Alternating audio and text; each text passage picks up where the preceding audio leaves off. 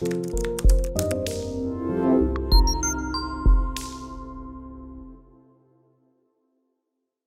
got a few people on the webinar side of this. Let's go, everybody. Welcome to episode 9 of The Power of Leverage. And today we're going to be going deeper into building out a team, but really starting with your executive admin. And Pavel does this really well at a high level because, well, he runs Virtudesk, number one, right? He created it. And he's got a few executive admins of his own. And then we're going to go into a chart that we worked on together, and it's a pretty good chart. But Pavel, welcome again. Thank you for having me, bro. I appreciate it. Thanks for creating Virtudesk and creating the leverage community. So let's get right into it, Pavel. When we're hiring an executive admin, can you tell me what the difference is between just hiring an admin or maybe your first VA versus an executive one? Sure. Well, the admin, just a regular general virtual assistant admin, would be the person who would be doing the tasks that you assign them to do, that you already have good idea what needs to be done. Okay. You just need somebody like basically a muscle person to create that, or to like create some sort of graphic, or to, compile the database or go through the database, basically tedious tasks that need to be done, and that's it. Okay. Executive assistant, executive admin is more of a supervisory role for the person, because if you have several admins or ISAs, executive person can be the director of your operations. It could be the person responsible for not only just creating the tasks, but making sure other people are actually functioning and as intended. Okay. And basically that's the core of your organizational structure. We have several high-level executive admins, and we also have the director of operations. Director of operations is a VA, actually. She's in the Philippines, and she's overseeing all that, what's been going on. But it's not only that, it's basically keeping other people accountable. It's basically stepping into your shoes where you need to be basically doing, but the person who essentially is a shadow of you, in an essence. That's what I was saying. Okay, got it. So let's talk about this executive admin that you hire, and then you said they can also be your director of ops, which both of us have. Yeah. As you have a great one. You have Manch, who's amazing. Thanks. He's crushing it. Yeah. He does a very good job, and he's crushing it, dude. Yeah. Very happy to be here. And then we also have the director of ops for Labcoat Agents, who people don't even know, but is a virtual assistant. She's an executive admin, but she's been with me for 8 years. So here we go.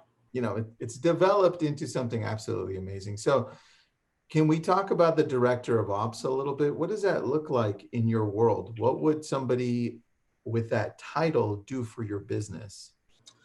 Sure. Well, in my business, where we work with customers who hire virtual assistants, and we also have a lot of VAs. We have several hundreds of VAs who are working for clients. Director of ops would be the person responsible for managing the teams, because we have several teams of VAs. Director of ops will also be responsible for overseeing the HR, overseeing the training department, and more of a conduit between all those departments: the training department, HR, placements, first client impression, as you know what it means. Yeah. But basically the person who's not only the conduit, but responsible for that, and building. Whenever you start to build a company, if you put it's like building a house. You have to put the foundation. So the foundation and the frame of the house, that's your director of ops. Because around that person, you can build the team. You can put if you build a house, you put the sheetrock, you put the roof. This is all the components that need to go in, but what's holding it is a great director of ops, pretty much. It's not the person who you would be having to make calls to leads or create marketing flyers. It's not. It's basically more of a managerial position. Okay, makes a lot of sense, Yeah. man. And so as we're building this out, let's say you hire an executive admin, they're working on everything that you would do, right? Because you're in essence kind of replacing yourself or duplicating yourself. Exactly. Right? Yeah. Then after you say, okay, great, you understand this, what would be that next hire? Because I want to get into the chart, but first I want you to tell me if I'm looking to grow, and let's be specific here. I know there are lots of sales verticals you cover, Mm-hmm. but let's talk about real estate, right? Sure. If you're bringing in somebody as a director of ops for a real estate team, a real estate brokerage, what do you think that next vertical would be under the director of operations? Under the director of operations, as if you bring in the virtual team, I think what you need to have is um, the head of the ISAs. Another vertical would be the head of the marketing, people who will be responsible for creating all your graphics. But again, it has to be a person overseeing that. People who are, like, let's focus on the social media admin. Mm-hmm. We have under this chart would be the head of social media, Okay. who has several people under her, people who are responsible for creating certain ads. She's overseeing how they do it. She approves them. She gives them assignment. She gives them guidance as to how we want it to be done. She also works on building out the funnels. Okay.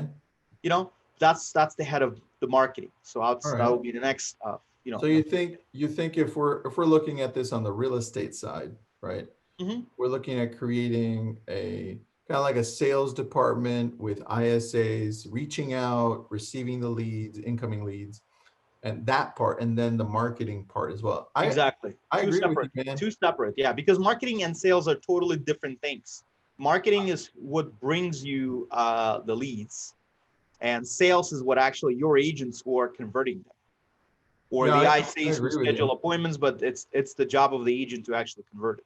So here's what we got here, and Pavel and I kind of worked on this together. So he's looking at this section right here. So here Mm-hmm. in the middle, you've got the director of operations. You can bring them in as an executive admin at first, train them, kind of start duplicating who you are, right? That's Yep. the middle part. That's what we're looking at.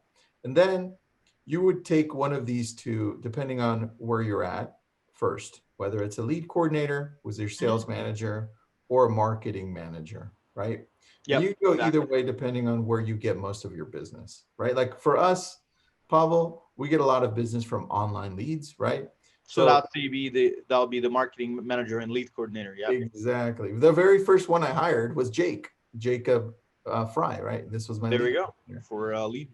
And then I hired a marketing manager. So it was like reverse because I was acting as the marketing manager myself.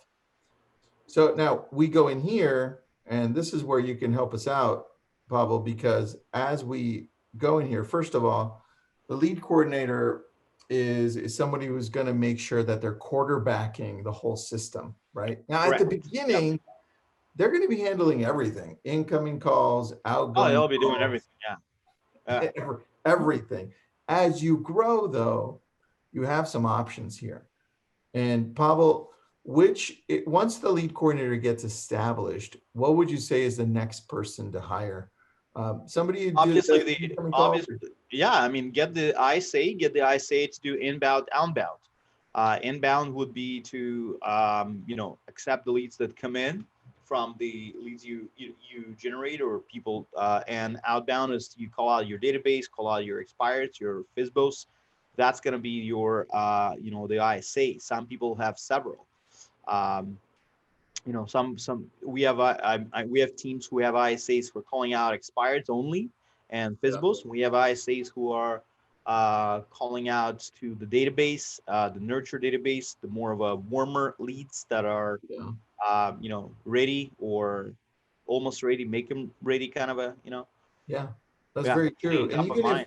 Yeah. even if you don't have incoming leads, right? Like these no incoming, and you don't have outgoing calls because you're not calling expireds for sale by owners, just listed, just sold, any of that. You could still go down this vertical, which Pavel was saying, right? That's important because the database, that's gold. That's gold mine, dude. That's gold mine. Not a lot of agents understand that, but this is your gold mine in your cell phone.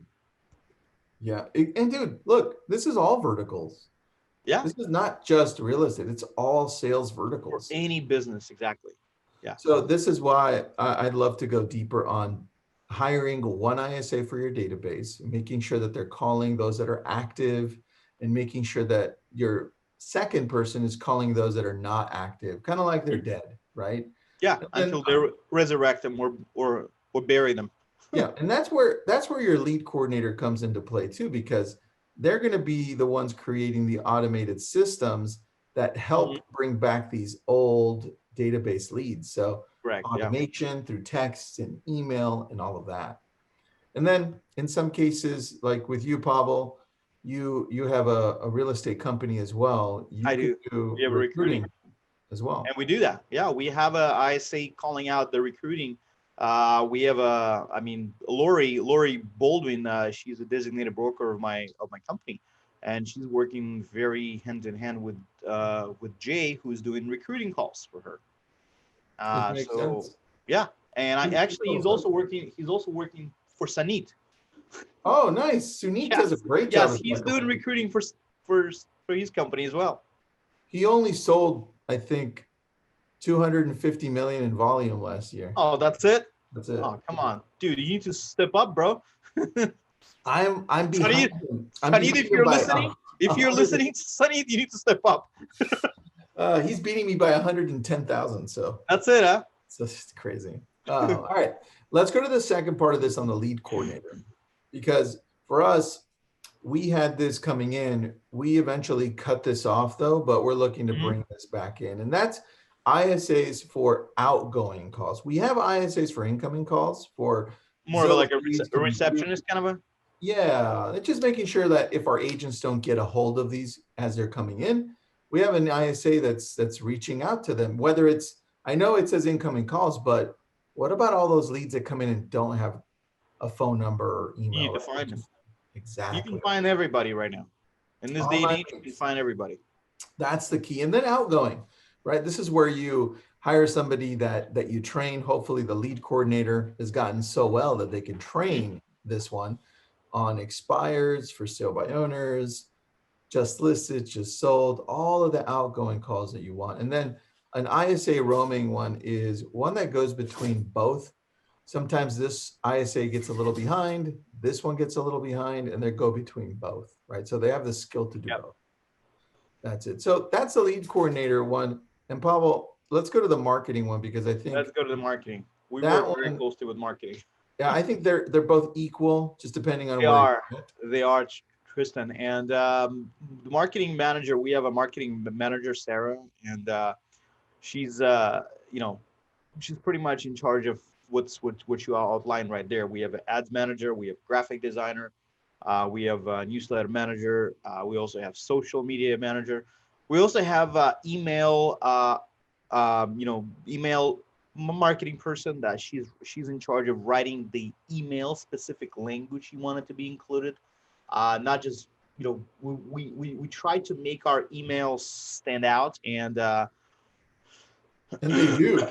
They do very good. So I get to work very closely with Pavel's team on the marketing side, and they do have a marketing manager. Here, let me go and break this down so I can show you what it would look like. Initially, the marketing manager that you bring in is going to be in charge of everything marketing, whatever that looks like for your business. For ours, it looks like creating graphics, creating some of the content, making sure that the social media outlets are functioning correctly for our brands, right? The funnels are working. Yep. The funnels are working. And if you're in real estate, then making sure that the flyers are right, that everything is being printed correctly, the newsletter, it's everything when it comes down to this one person. The thing is though, as you start growing, and let's say this is the vertical you do want to grow, you start bringing in, well, let's see, who do we want to bring in next? Since the world we revolve around is I'd say social media manager. That would be the one. Exactly, dude. I agree with you on that. Yeah. And for a social media manager, they're going to be in charge of where your business gravitates to, whether that's Instagram, YouTube, Facebook, wherever, TikTok. Look, with Pavel, he's got one person that handles all of the TikTok that he just brought in, right? We do have a specific person only for TikTok. We have a person who's handling LinkedIn. We also, person who's handling also Facebook and Instagram, but we did hire a person for TikTok. She grew her account. She's got, her own personal account has a lot of following and engagement. So we figured that's the person we want to have on our team. So we brought her on, and she's doing a good job. Yeah, and I think that's important, man. People are always asking, well, what's next? I had a question from the Facebook audience. Patricia, what's up, Patricia? So I think she just became a Virtudesk client like last week or 2 weeks ago. Nice. Patricia's asking, what do you use to find phone numbers and emails for people? Pavel, do you have an answer for that? I do, but I want you to go first. As far as like emails and phone numbers, you start with LinkedIn. We start with LinkedIn because, sometimes they put their business emails there, and we can get them. Also, Facebook, you look them up on Facebook. Yeah. A lot of times those people have their phone numbers there as well. Very true. Very true. So you try to exhaust all of the free places first, right? Because you don't want to pay. And then you can start looking at companies like Spokeo, right? That one's an easy one. Spokeo, Spokeo. And then you can look into, if you're in real estate, look at companies like RedX, right? RedX does a very good job of giving you information. So things like that. And then, so let's go deeper on this, because I think this is where I get excited, Pavel, because now that I have a team that I'm building out on this side, I'm like, damn, this is powerful, right? It's powerhouse, totally, dude. Yeah. So then you have a content creator. And I think that's where for you, Aubrey does a very good job on content creation. Sorry. There you go, Audrey. Yeah. I get it. She does. So many Audreys. There you go. I know. No, she's amazing. She's doing a good job on content. She's writing, she's basically creating the content. She's writing out emails that we want our brand to be the way we want our brand to be represented. So we specifically hired the person to do that and to have that tone in the emails, because people read that. That's how people in this world right now judge you. They judge you by the way you present yourself on social media. They judge you by the way you actually write your emails. If your email is written half-assed and has like grammar, spelling mistakes, or just boring, plain just boring, it's gonna stand out and it's gonna go to the trash. Once it goes to the trash, most likely people will just unsubscribe or just default it to spam. So if your emails are engaging and interesting to read, you wanna have the specific person assigned to do that. I don't know about you, Tristan, but I'm subscribed to. I like reading in the morning, the Morning Brew. Oh yeah, yeah. I read Morning Brew every morning. It's a business, the newsletter. It's free, and I get it like every morning in my inbox. But it's very engaging. It's like not a single time I miss that, because it's very engaging, and it's very short, because people don't want to waste a lot of time on reading something. So it's like a 5-minute read, but it's very engaging. And we try to make our emails, the ones we send out, like Morning Brew, like engaging and interesting. Yeah. So people can read through them. Yeah. I want to talk about the dynamic though of how you have two different teams, one that's in-house and one that's virtual, right? Correct. Yeah. So, and they work together really well, because look, the content creator, right, which is in-house, she's extremely talented. Yeah. She works with the graphic designer, who is a virtual assistant, right? Virtual staff member. Yep. And between both of them, they create the most amazing looking content.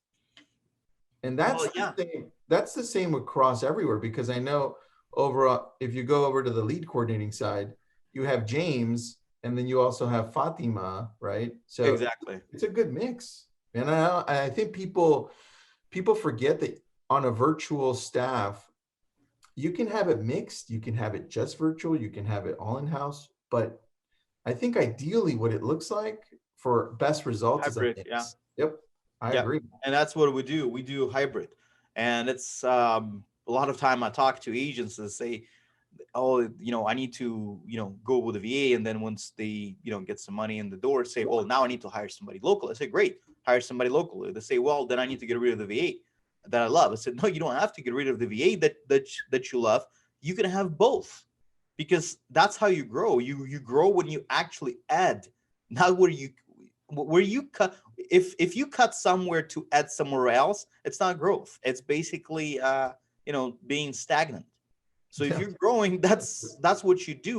You add people to your team, and in this world, especially post-COVID world, we're going to see a lot of that. We're going to see a lot of in-house and virtual staff working hand in hand and yeah. having this synergy. So That's we very true, man. That's yeah, very I true. think I mean, we have the Zoom meetings like all over. We have a couple of Zoom accounts because people are Yeah. working all the time. Our in-house staff, anytime I come to the office, all the in-house staff, they have meetings with virtual staff. It's like working somebody it would be in the office. Very true, man. And I think Yeah. next week we have the leverage mastermind, right? You and Oh I, yeah. Tom Ferry, John Key, Lorraine, Kevin, and June, and a few other awesome people are going to be on here. But I think by then, I think what I want us to do is maybe break this down a little further, because what people always ask is, well, let's just dig into here. I'll show you. Let's dig into this section. Looks like Mickey Mouse now that I just digged into it. It kind of looks like a Mickey Mouse. Yeah. So when we go into video editor, we have this, but what I want to do is kind of outline the steps. Like, these are the tasks and duties that you should have. So let me see if I can do that for some of these, because I think people always ask us, like, well, what are those duties, right? Or what are Yeah, the go for it, bro. tasks? So let's do that. And if you haven't signed up yet, it's free. We put up the link. It's inside of the Leverage community. If you're on the webinar side of this, I'll get it for you. I'll drop it into the chat so you can jump in next Wednesday to do that. Thursday. Well, it's on Wednesday. Yeah, 24th. Wednesday. Yeah, Show 24th. up. Don't forget. Week from today. Yeah. Well, we're hosting it, dude. Yeah. How can I? There you go, man. And also here, as we close down, what would you say when we're looking at an executive admin that we transition over to a director of ops, whether it's in-house or virtual?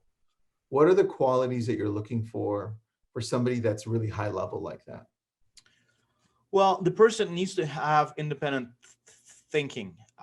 That's number one, what I'm looking at. I'm also looking at when person can give me suggestions and express his or her opinion to me about things that I can, appreciate. What it tells me, if the person is not afraid to step out of the comfort zone and kind of, especially in the Filipino culture, if you're the boss, they probably would not be so keen on to step in and explain their opinions unless they feel very comfortable with you. But once they get to know your company better and get to know how you do things, then I'm looking for the people who are not afraid to express their opinion. Basically have independent thinking. That everything else I can teach. But having that quality is important to me personally. What about you, man? I think that might be the same thing and I think what you want to really expand on is that independent thinking, because what I find is that they take the role, they take the position, they take the job, and they create it their own, right? Then they start adding tasks, they start adding things that they should be doing. I think that's very key, both in-house and virtual, right? Big time, yeah. It makes a lot of sense. And I don't think you can necessarily teach that either. That you can't. You can teach technical stuff. You can teach stuff like what's being done in your company. As a matter of fact, executive admin can help you put together that organizational chart and outline the tasks that each person, is doing. For example, Sarah, the marketing manager, she has 12 VAs working with her. That's nuts, dude. She has as many VAs as I do. Yeah, dude, she does, That's crazy. But yeah, this is like organizational structures put to place. It's like the Christmas tree where you put the Christmas ornaments on the tree and it becomes very beautiful, Yeah. Exactly. That's very true. But she's unique. She's got this thinking going on. That's very true. Thinking, Well, and that's what it comes down to. See, Sarah is one person that you hired in-house, right? Yeah. And then you've been able to use her strengths to be able to build a team around her. So exactly. Yeah. I love that. All right. So where do we go to get a virtual assistant with you? Go to myvirtudesk.com or send me a DM. And we'll get you going. Go to Virtudesk website. It's myvirtudesk.com, or just type in Virtudesk in Google. It'll pop up. Go to the web chat. We have a web chat there, or schedule a demo call. I love it, man. And then I also put up the link there. So join us next Wednesday. If not, Leverage Mastermind. We'll keep on emailing you anyway. So. Oh, well, we will. Thanks, Pavel. All right. Thank you, brother. Have a good one.